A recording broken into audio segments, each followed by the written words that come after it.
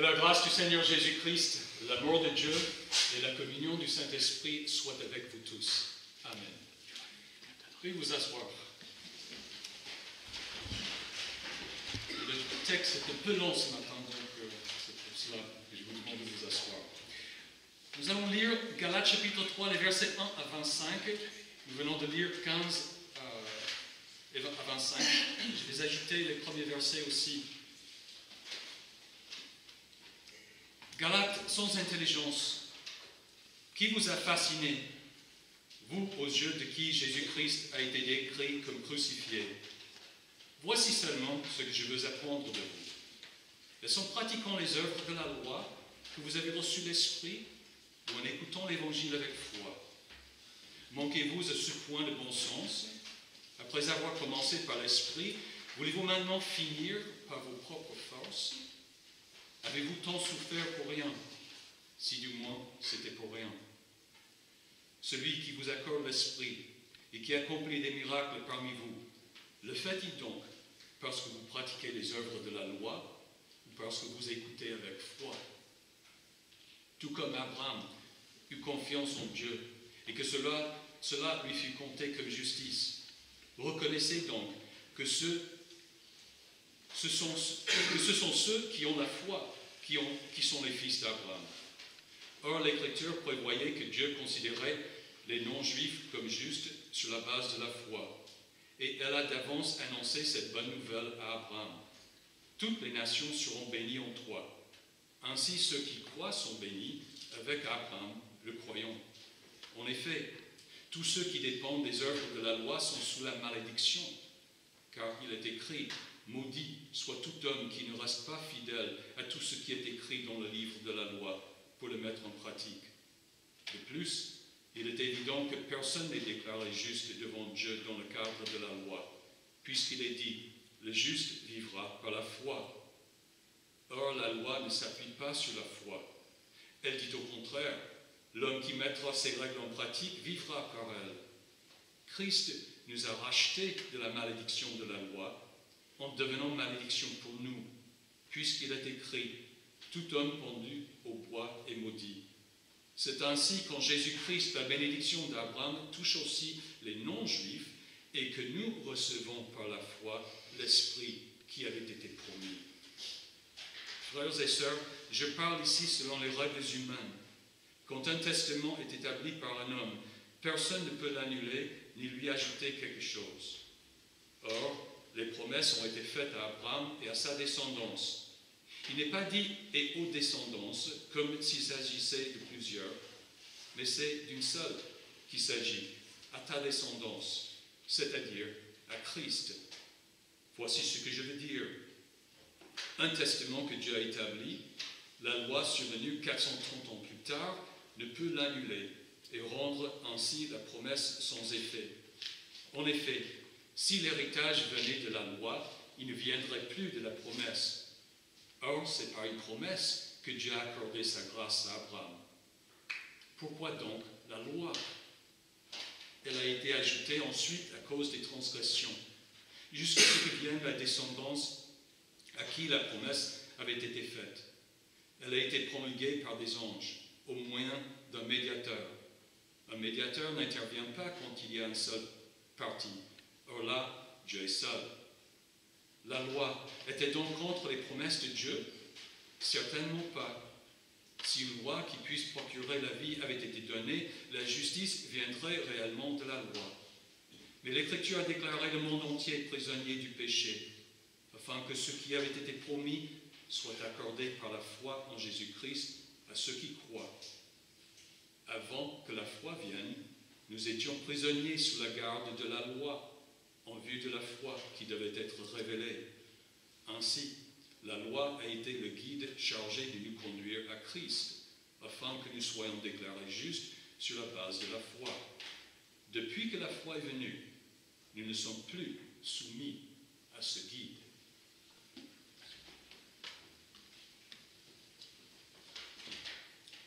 Si l'on t'appelait profiteur, en serais-tu content? Une définition de profiteur ou de profiteuse est une personne qui cherche à tirer profit de toute occasion, en général, aux dépens des autres.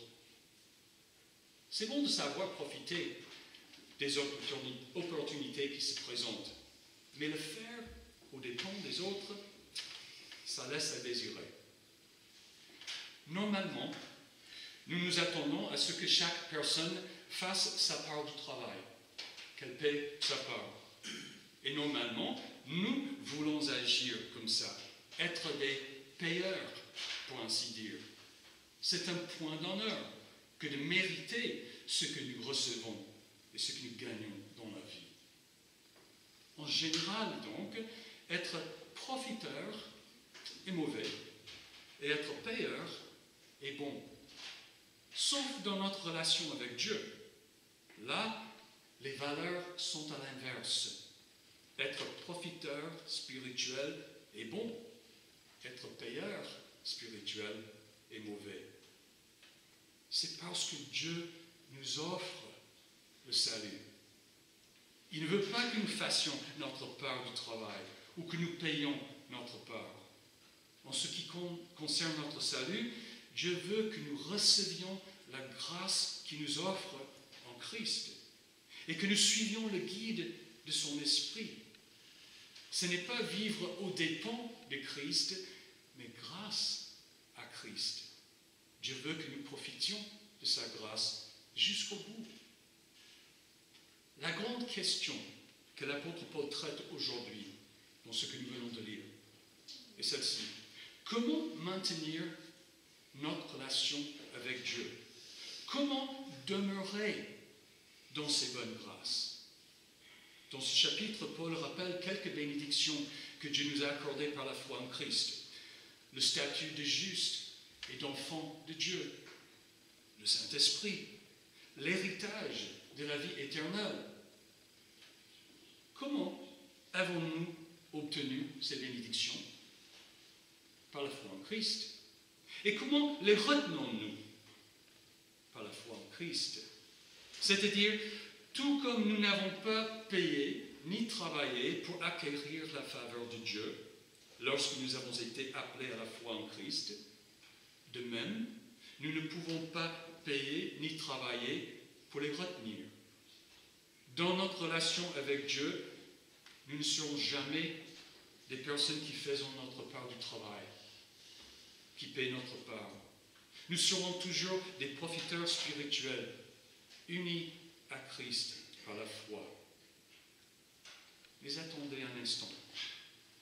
Dieu veut nous transformer. Il n'a pas la moindre intention de nous laisser vivre en petits païens comme le monde autour de nous. Il s'acharne à nous rendre saints, à nous faire penser et agir comme Jésus-Christ lui-même. Et nous appelons cette transformation la sanctification. Et puisque nous ne sommes pas des robots qui peuvent simplement reprogrammer, il a besoin de notre coopération dans cette transformation. Ayant reçu le bain de la nouvelle naissance et le renouvellement du Saint-Esprit, nous pouvons maintenant suivre le guide de l'Esprit ou bien lui résister.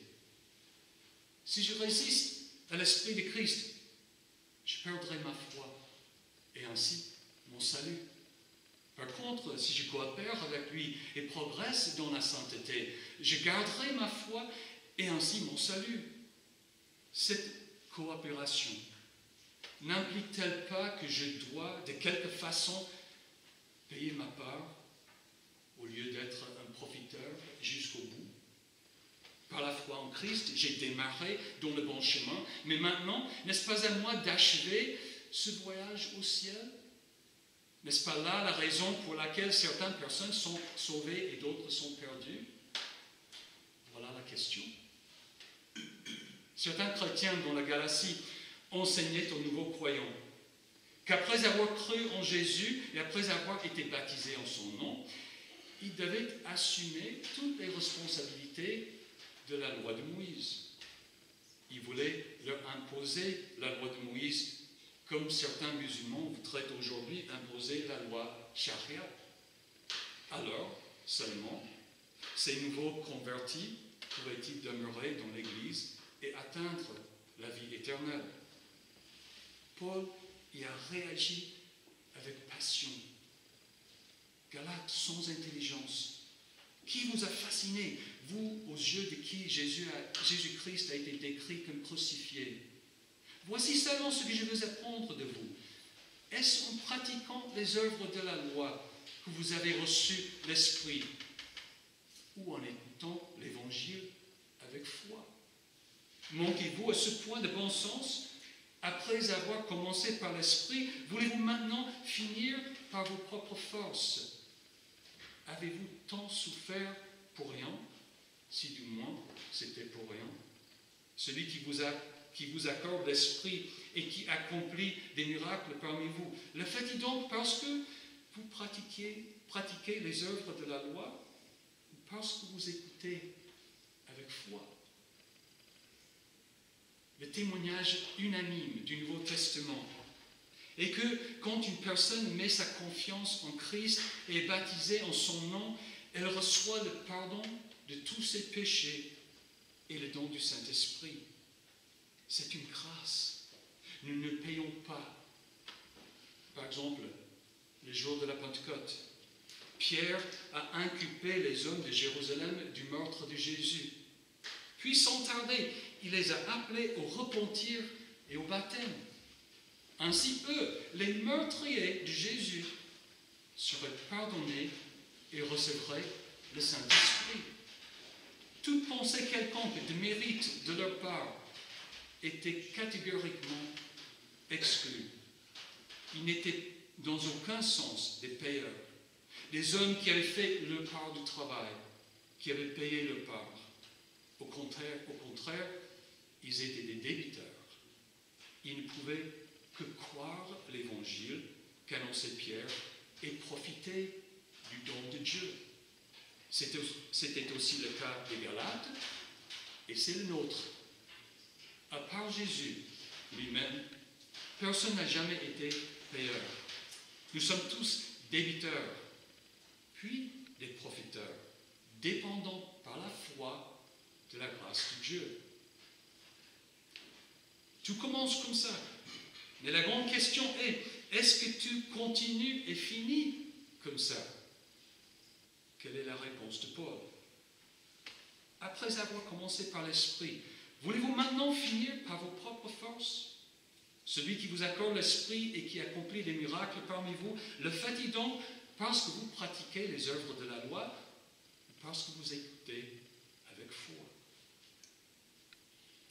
C'est par la foi et non par l'obéissance aux 10 commandements que vous avez reçu le Saint-Esprit. C'est bien cet Esprit qui fait de vous des enfants de Dieu. L'ayant reçu par la foi, pensez-vous que vous allez maintenant le retenir par vos efforts d'obéir aux 10 commandements? Non. Et la Bible est claire sur ce point. Paul fait référence au cas d'Abraham. Il eut confiance en Dieu et cela lui fut compté comme justice. Qu'a-t-il cru? Il a cru aux promesses que Dieu lui avait faites, surtout à celle d'un descendant. Cette promesse a une importance inestimable pour nous aujourd'hui, car le descendant promis, en qui toutes les nations seraient bénies, était Jésus. C'est ainsi qu'en Jésus-Christ, la bénédiction d'Abraham touche aussi les non-juifs et que nous recevons par la foi l'Esprit qui avait été promis. Tout dépendait entièrement sur la promesse de Dieu. Abraham ne pouvait pas faire la moindre chose pour réaliser cette promesse. En conséquence, il devait y croire.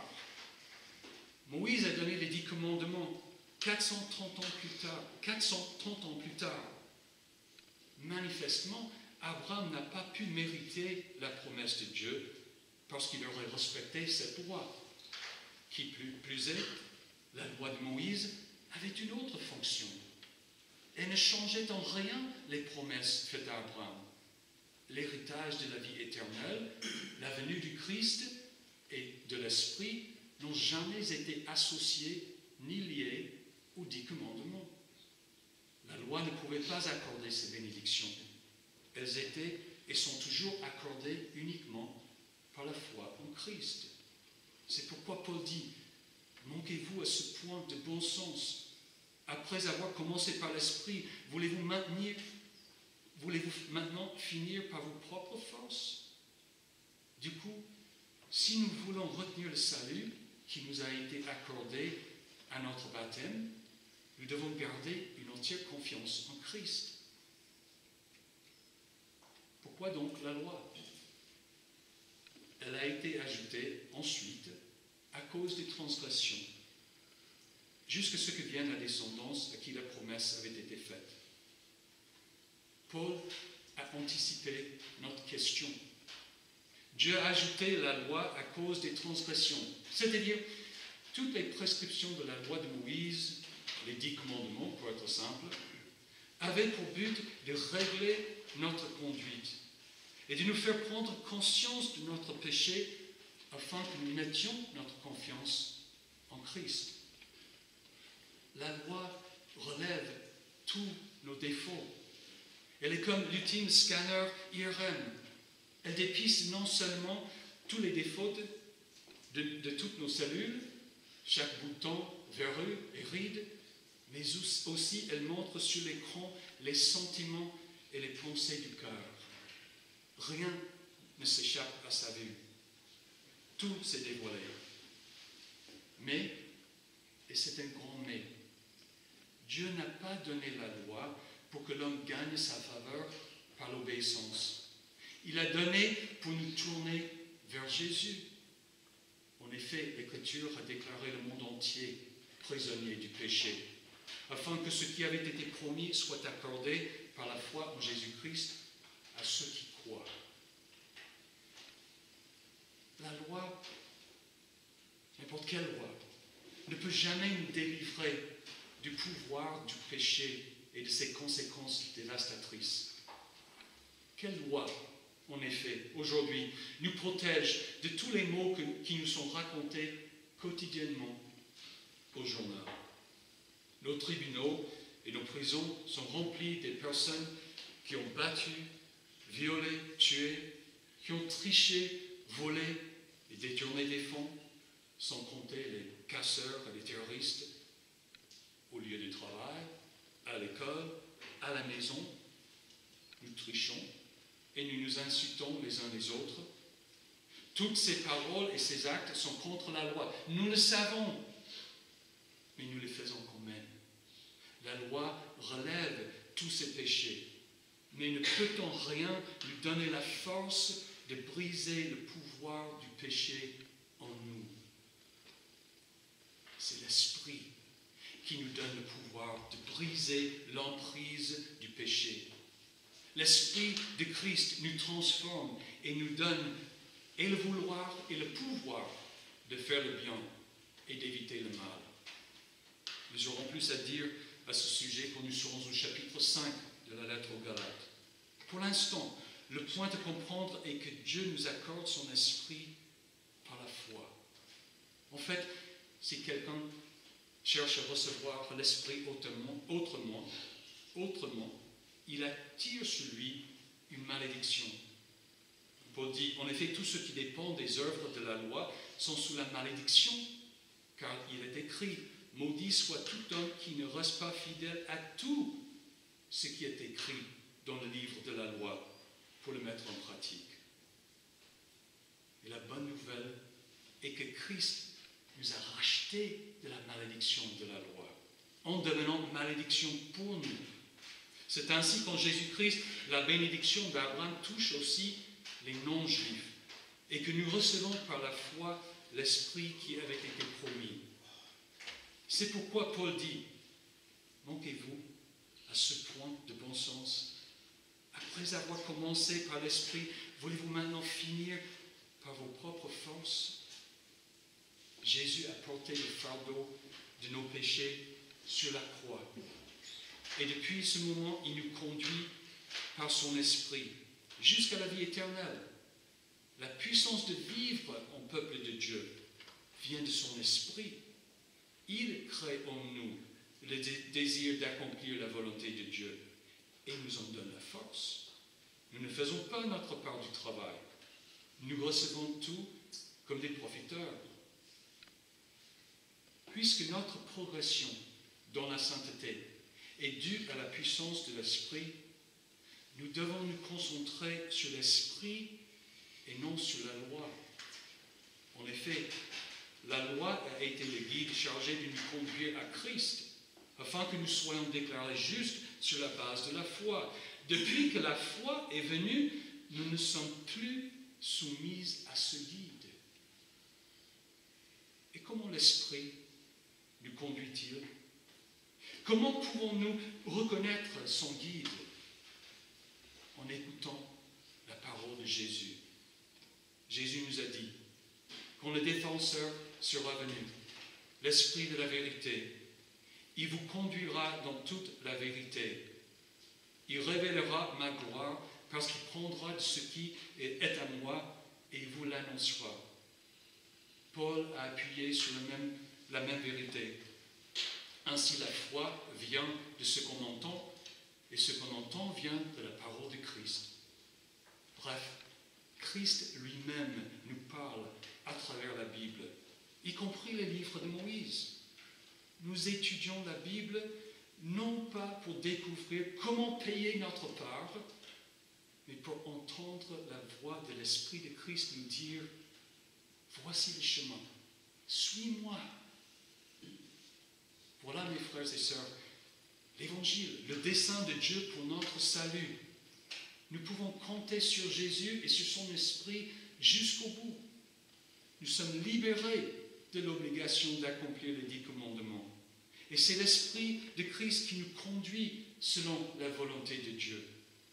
Nous avons commencé par l'Esprit et nous finirons par l'Esprit.